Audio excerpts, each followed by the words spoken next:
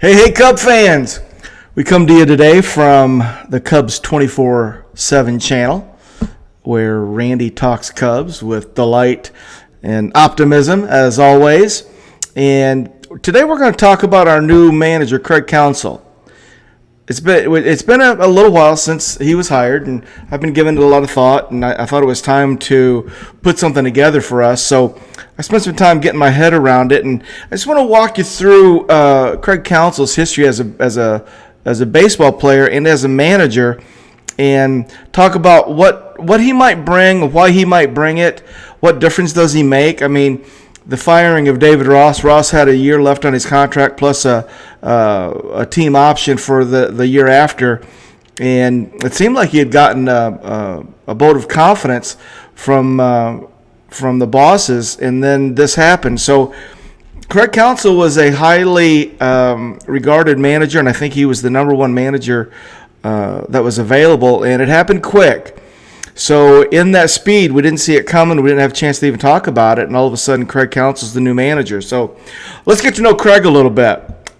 I always like to see what a manager's playing background is, try to get an idea what kind of player he was. And I don't know, there's a school of thought that says maybe a great player doesn't make a good manager because they don't really understand why players can struggle. They just always came easy to them. And I can see that. But there's been examples of it working in reverse as well. So I don't know that we've got the magic potion or not, but let's talk about Craig Counsell. Craig Counsell is 53 years old, and he was the 11th round pick of the Colorado Rockies in the 92 draft. Came out of Notre Dame, listed as a second baseman, third baseman, and a shortstop, and 6 foot, 180 pounds. And, I remember watching Craig Counsell play, and before I really paid that much attention to him, and I would have described him as a gamer and a scrapper. And when you look at some of the things that he did during his career, I think that kind of plays out. This was, again, a gamer and a scrapper just based on my limited knowledge of him whenever he played the Cubs, quite frankly. So we'll take a look at some of the numbers and see if that holds true. He debuted in 1995, but he just played 3 games for the Rockies that season. Just went 1-2, won 4-2, and had a .500 average. And the Rockies went ahead and traded him. In his career, he was a 2-time World Series champ. Played on 2 World Series championship teams, one with Arizona and one with the Florida Marlins. And in that series in 2001 with Arizona, he was the MVP of the National League Championship Series. So he got hot and won an MVP in a playoff series. He had 8 hits in 5 games in that win. In the World Series, he played he was on the 97 Florida Marlins World Series championship team and on the 2001 World Series championship team with Arizona. Overall, he played 16 seasons in the major league, so that's a pretty impressive number just to start. And you go, well, 16 seasons must have been pretty good. Well, I'm going to describe it as 16 rocky season. There was a lot of ups and downs during Craig Counsell's playing career, and it was almost like he was either really good or really bad. And then his numbers sort of melded together, and they came out sort of average. So in his career, he played 3 years for the Marlins. He played 1 year for the Dodgers, played 6 years for the Diamondbacks. He played 6 years for the Brew Crew and 2 years for the Rockies. He was actually released by the Dodgers after the 99 season. They released him in March of 2000. And then that was his 28-year-old season. So you think it'd be sort of in his prime. Well, he had a season where he went 28 for 108 in only 50 games, 259 average, but only a 311 on base percentage and an even lower 315 slug. So Dodgers just released him.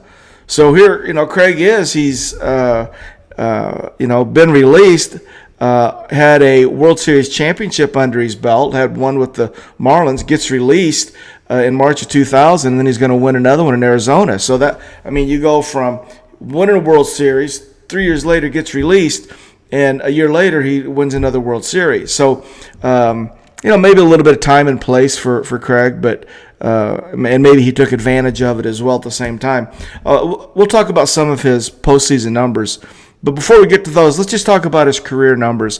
We'll start with his offensive numbers. They're pretty significant. He played a long time. He had 4,741 at bats. He had 1,208 hits. Significant. Didn't have a lot of pop. Only hit 42 home runs. His average is what we would call average. It was 255 career average. He had a pretty good on base percentage though, 342. So Craig had some discipline, took his bases on balls, and didn't really chase quite a bit. I don't know if you remember seeing him hit, but he had a really interesting setup where he held the bat really high over his head. So it was kind of an interesting approach. So in that period of time, he slugged 344. He had a 686 OPS, so not a lot of slug. He had 589 total walks and 663 strikeouts. So his strikeout to walk ratio was pretty much around 1-to-1, which you would expect for a player like him. Basically an infielder with no slug. If he's probably not going to be chasing very many pitches, and Craig didn't seem to do that.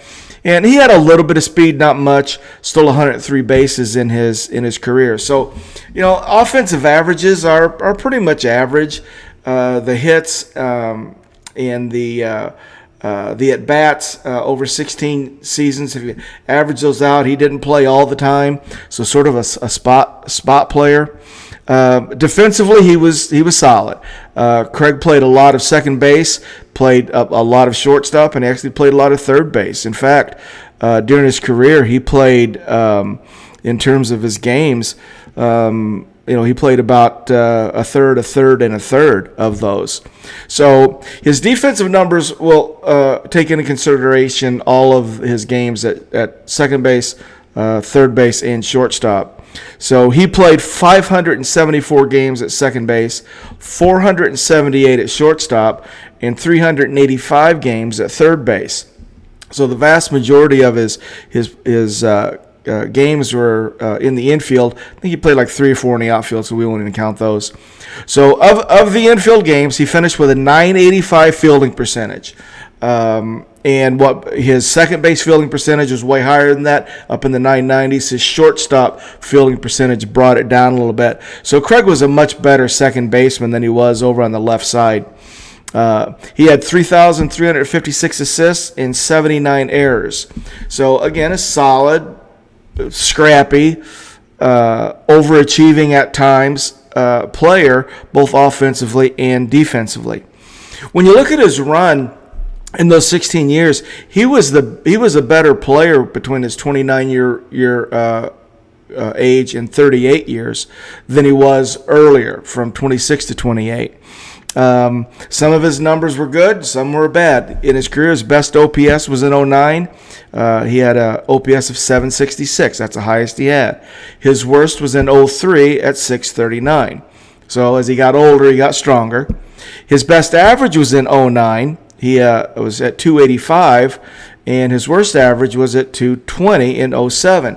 Now, some of his averages were higher and lower than that, but he didn't have enough at bats that I thought they were statistically valid, so I just left him out. So if he didn't have, let's say, 350 or 400 at bats, I didn't even count it. There's a few of his seasons where he had like 175 at bats, so I didn't count those. He had the most hits in 2005. He had 148 hits. And his lowest was 56 hits in 2008. So, it just, when you look at his numbers, they just sort of swung back and forth, pretty much a pendulum. And then the average is kind of hit right in the middle to show a decent average. So Craig had a pretty good career. 16 seasons for, a scrappy infielder with no pop, not a lot of speed. I think he made the most out of it, and I think it came hard for him. I think he had a lot of ups and a lot of downs, and he had to work for everything, and the attention to detail was critical to his success. And I'm guessing that probably plays a part of why he is a good manager, because he's felt both sides. He was a World Series champion. He did get released. He's had seasons where he played really well, and he's had other seasons where he didn't. And I think that's a very interesting background for Craig Counsell. Let's take a look at his postseason, because he had a lot of postseason success. But when you look at the numbers, he had a lot of postseason struggles too. So he played a total of 41 games postseason, and in the series, he played in 9 different series. One of the seasons was a 1-game play-in, but I counted it. That's a postseason. So his teams went 7-2 out of his overall series, not counting that win in that 1-game playoff. So in the playoffs total, postseason, he hit .229. Not very good.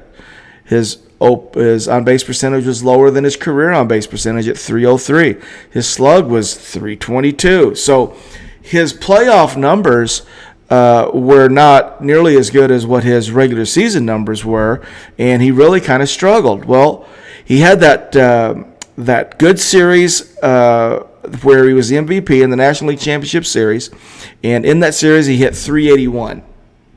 So I'm going to walk you through the 9 series, give you as in sort of the order that they came. So in his first series, he hit .400. In his second series, he hit .429. So he was really good. In his third series, he hit .182. In his fourth series, he hit .188. Really bad.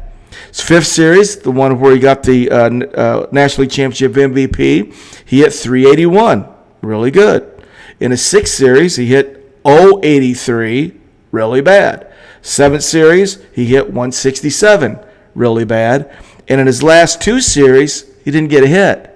So it was like almost a all or nothing with Craig in terms of his offensive production through really his 16-year career and even his 41-game postseason career. So I just find that kind of interesting, trying to get an idea of what Craig's mindset is as a manager.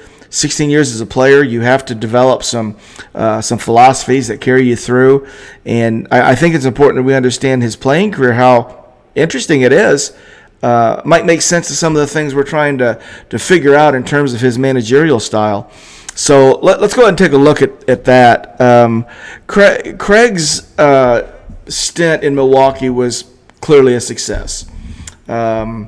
He had 707 Brewer wins, and that is the most of any manager for the Brewers all time. He is 82 games over 500, and that is a record as well. So Craig Counsell leaves Milwaukee as the winningest manager in their history. He's also the longest-serving manager in Brewer history. So he was there the longest, he won the most, had the highest percentage. He won, his average was .531 was his winning percentage. And I think what's impressive about .531 with the Brewers is you would classify them as a low payroll squad. So Craig Counsell did that, and he did it over time with what we would have to categorize as a low payroll team. So I think that's impressive as well. He led the crew to 3 division titles and 5 postseason titles. Or 5 postseason berths.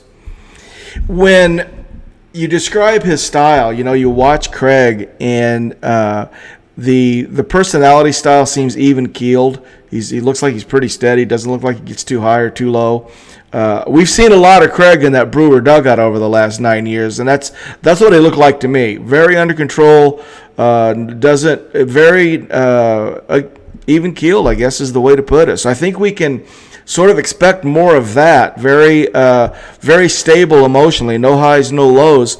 And in doing some of the research, they seem to talk about his tactical acumen and expertise, which to me makes sense because Craig was looking for all those advantages as a player. I mean, he's looking for anything. Whatever the little nuance, whatever the small thing he could do, he needed it. I think he spent 16 years looking for it. For those little things, and I think that comes into play with his managerial style. The Brewers his contract with the Brewers ended after the 23 season, so he just became a free agent.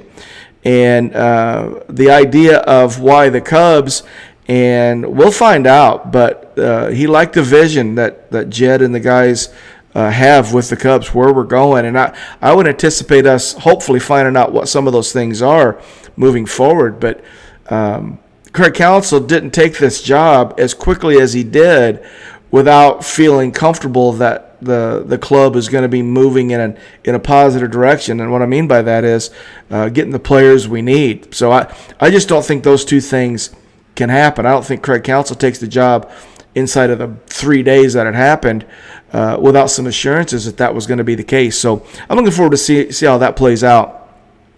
Craig, as good as he was, he never won the Manager of the Year in his whole tenure, but he did finish second on 3 different occasions. His contract with the Cubs, $40 million over 5 years. My understanding is Milwaukee had offered about $5 million per year. Craig's playoff record as a manager is okay, 7-12. He was there. But how does it really matter? The question I have for you guys is, we're talking about, some of our rookies, Pete Crow Armstrong in center field, what he needs to do, what Dansby needs to do, what Nico needs to do, what Morrell needs to do, what Amaya hopefully can do, Seiya, and what do these guys need to do? And you can pretty much put some numbers on that. But my question to you is, well, how much does a manager matter? I'm talking about in wins and losses. So I actually Googled it because I was like, well, I don't know how you quantify what a manager is worth. And what was interesting about it is I got all kinds of responses, as you can imagine. But the range was like -2+. It was like 4 games. Bad manager costs you 2. Good manager wins you 2. So I don't know. I'm just kind of struggling to find out in my mind what letting David Ross go, who was well liked and seemingly did a good job. What does hiring Craig Counsell mean in specific terms of wins? I don't know. I don't know how you ever put a number on that, but that's where we are. The other thing I was really kind of interested in talking about with you guys is, you got a manager, and the term managing by the books, all right? And back in the day, that managers did that, but the book wasn't very big. Managed by the books. Well, what that meant is you got a runner on first with nobody out, and the next guy bunts him over. That was managing by the books. I think the books are way different now. I think there's so much information, and I think there's so much that is available to a manager. I literally think a manager could manage 100% by the book. And I don't think that's right. I think a manager needs to look, feel, see. I think there's things that he needs to take into account that aren't in the statistics and the metrics, but there's a ton of them. And I was thinking the other day, what is in the old days, a manager pulled out his lineup card and he wrote down the lineup. I think now they have a meeting over it. I think there's people in there with information. I wouldn't doubt if it lasts 2 hours just to put a lineup together. And it's like, I think that's true for everything. A manager has a bench coach whispering in his ear. He's got hitting coaches that are talking to him. So managing a club today and making all these decisions with all the metrics that are available, the in-game decisions, how does it? I'm going to be interested to see how much feel Craig Counsell manages with. That's what I want to see. I like to take the statistics and go, okay, that's good information, but I'm not going to make my decision based solely on that information, because what's happening right in front of me is going to tell me a bigger story. I hope Craig manages with the information just being part of the information he has, but I'm hoping that he uses his touch and his feel and makes game decisions toward that end. He's still got to take care of the clubhouse, got to keep the guys in line without being too much, got to give guys days off. A lot of people talk about Leo DeRocher in '69 just played the Cubs into the ground. Randy Hundley was just done. He just caught too much, and there's got to be a management of that. And I think Craig is going to be good at that. I think he's good at managing the staff. the pitching staff, the bullpen. So I'm going to be interested to see how he handles that. But I'm excited to see Craig do it. I liked him when he was with Milwaukee because he just seemed to have the upper hand on us quite a bit. But I like the way he functioned, and I'm looking forward to seeing him in the dugout at Wrigley Field. The other thing that, we're just coming off a Rangers World Series championship, and they just hired Bruce Bochy. You go, well, does a manager make a difference? Ask the Rangers if the manager didn't make a difference. If you ask the Rangers how many wins Bochy was worth, well, I don't even know what they would say. I think they give Bochy full credit for it. So on one hand, you go, I can't figure out what a good manager is worth. On the other hand, we just saw a World Series championship by the Rangers, who I'll bet you to a man in that organization, they'll put the credit on Bochy. Just happened. So I don't know. It's going to be interesting for sure. New manager, some moves that we need to make. It's sort of time. So welcome to Craig Counsell. I'm looking forward to watching him manage and watching him lead us to a division title in 2024. So leave your comments below. I'd like to hear what you guys think about Craig Counsell. In fact, I'd like to know what you think about what that range is for what a manager can win you and what a manager can lose too. Kind of be neat to get some people's opinion on that. So I appreciate your time. I always enjoy talking Cubs with you guys, and we'll talk to you very soon. Meantime, go Cubs go.